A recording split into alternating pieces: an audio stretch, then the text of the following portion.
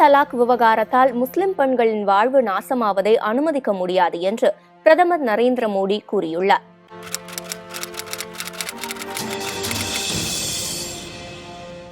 மும்முறை தலாக் கோரி விவாகரத்து செய்யும் நடைமுறை அரசியல் சட்டத்திற்கு எதிரானது என அறிவிக்க கோரி சில தரப்பினர் உச்சநீதிமன்றத்தில் வழக்கு தொடர்ந்திருந்தனர். இது குர்ஆனின் போதனைகளுக்கு எதிரானது என்றும் அவர்கள் கூறியிருந்தனர்.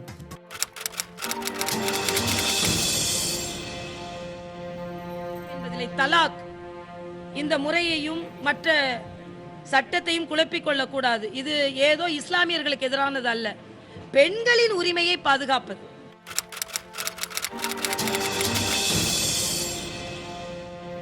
மூன்று முறை தலாக் கூறி விவாகரத்து செய்யும் முறையில் சீர்திருத்தம் கொண்டுவர வேண்டும் என்று சமூக ஆர்வலர்கள் கருத்து தெரிவித்துள்ளனர்.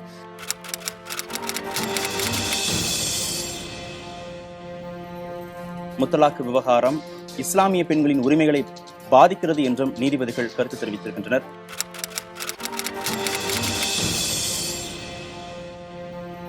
தலாக் முறை அடிப்படை மனித உரிமைகளுக்கு எதிரானது என தனது வழக்கில் ஜஹான் கூறியிருந்தார்.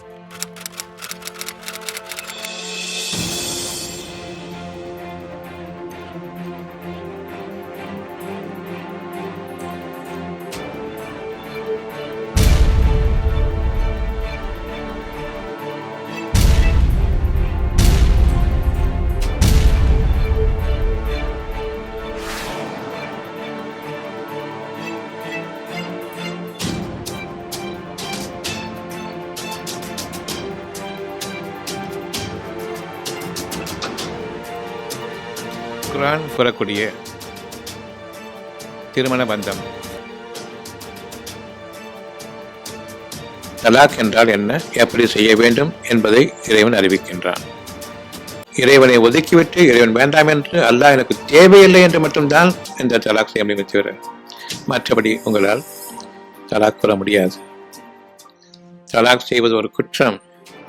இறைவன் ஒருபோதும் விரும்புவதில்லை உங்களுடைய தலாக், உங்களுடைய வழிமுறைகள் விரும்புவதில்லை. அவனுடைய வழிமுறை நீங்கள் பின்பற்றிக் கொள்ளுங்கள். இறைவனுடைய அறிவிப்புக்காக காத்திருங்கள்.